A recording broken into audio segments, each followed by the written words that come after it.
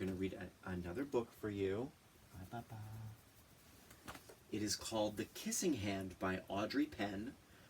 Illustrations by Ruth Harper and Nancy Leake. We have permission to read this from Scholastic.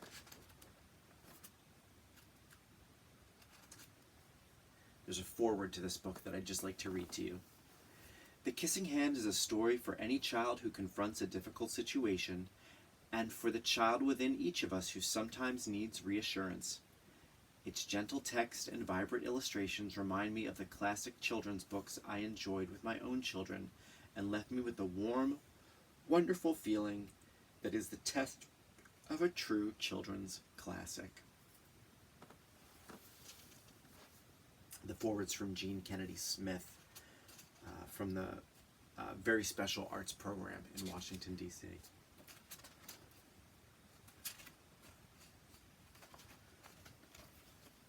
Chester Raccoon stood at the edge of the forest and cried. "I don't want to go to school," he told his mother. "I want to stay home with you. I want to play with my friends, and play with my toys, and read my books, and swing on my swing. Please may I stay home with you?" Oh, look at Chester.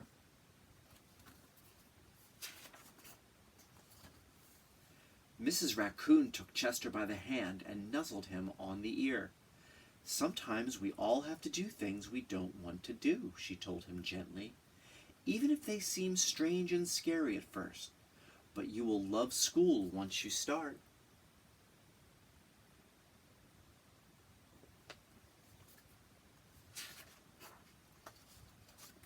"You'll make new friends and play with new toys, read new books and swing on new swings. Besides," she added, "I know a wonderful secret that will make your nights at school seem warm and cozy as your days at home." Nights at school. Think you know why raccoons go to school at night? Think about that. Chester wiped away his tears and looked interested. "A secret? What kind of secret?" "A very old secret," said Mrs. Raccoon. "I learned it from my mother, and she learned it from hers. It's called the Kissing Hand." "The Kissing Hand?" asked Chester. "What's that?"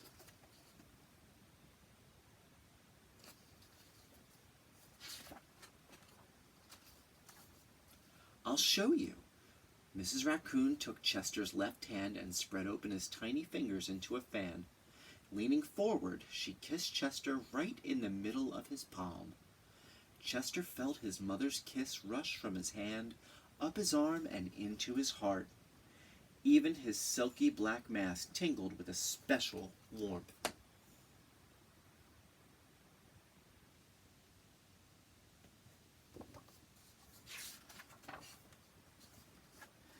Mrs. Raccoon smiled. "Now," she told Chester, "whenever you feel lonely and need a little loving from home, just press your hand to your cheek and think, 'Mommy loves you, Mommy loves you.' And that very kiss will jump to your face and will fill you with toasty, warm thoughts."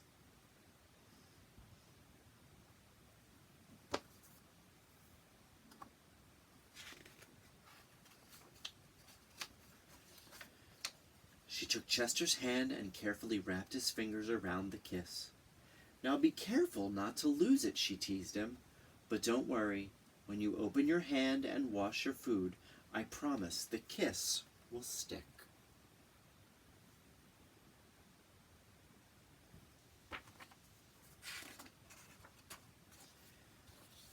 Chester loved his kissing hand. Now he knew his mother's love would go with him wherever he went, even to school.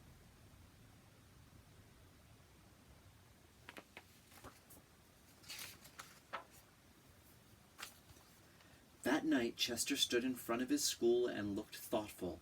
Suddenly, he turned to his mother and grinned. "Give me your hand," he told her.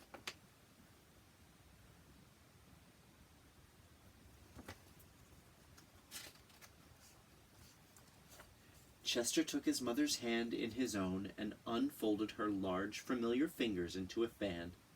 Next, he leaned forward and kissed the center of her hand.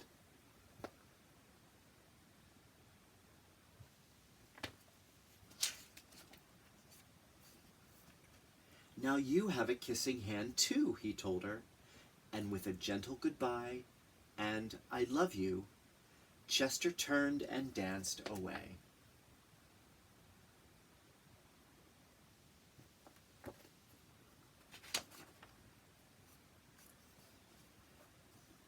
Mrs. Raccoon watched Chester scamper across a tree limb and enter school, and as the hoot owl rang in the new school year, she pressed her left hand to her cheek and smiled. The warmth of Chester's kiss filled her heart with special words. Chester loves you, it sang. Chester loves you.